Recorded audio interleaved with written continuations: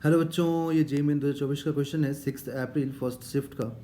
A circular coil having 200 turns 2.5 into 10 to the power minus 4 meter square area and carrying current 100 microampere is placed in a uniform magnetic field of 1 Tesla.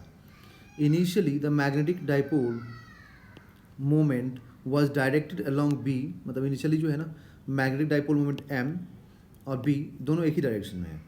Amount of work required to rotate the coil through 90 degree from its initial orientation such that M becomes perpendicular to B. देखिए यहाँ पर एक मतलब बोला गया कि magnetic field का जो डायरेक्शन है, जैसे मान लीजिए मैग्नेटिक फील्ड इस डायरेक्शन में है, तो बोला गया कि जो M है दैट इज़ जो मैग्नेटिक मोमेंट है कॉयल का, वो भी इसी डायरेक्शन में है. तो यहाँ पर एंगल 0 डिग्री.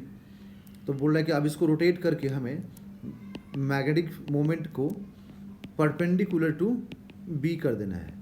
मतलब इस तरीके से कॉयल को रोटेट करना है कि कॉयल का जो मैग्नेटिक मोमेंट है वो परपेंडिकुलर टू बी हो जाए. ठीक है.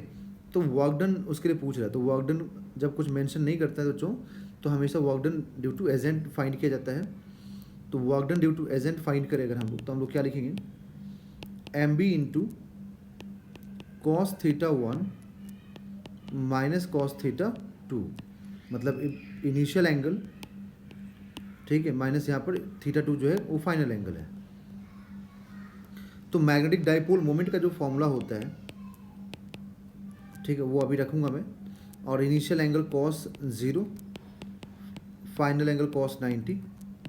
तो कॉस 0 कितना होता है 1, तो M B to into 1 minus 0 that is work done. हम लोग को मालूम हो जाएगा एम बी. वर्क डन क्या हो जाएगा एम बी. ठीक है.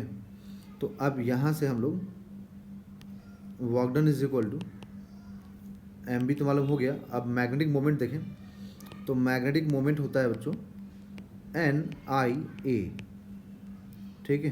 तो एन कितना है 200 टर्न्स. करंट कितना है, करंट है 100 माइक्रो. ठीक है. और एरिया है 2.5 into 10 to the power minus 4.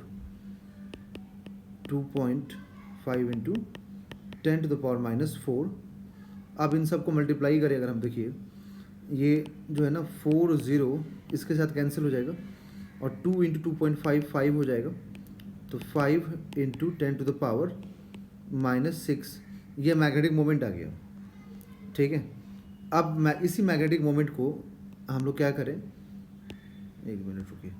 तो इसी मैग्नेटिक मोमेंट को अगर हम लोग मैग्नेटिक फील्ड से मल्टीप्लाई करते हैं तो हम लोग को वर्क डन मालूम हो जाएगा. तो मैग्नेटिक फील्ड कितना दिया होगा, मैग्नेटिक फील्ड है यहाँ पर 1 टेस्ला. तो work done is equal to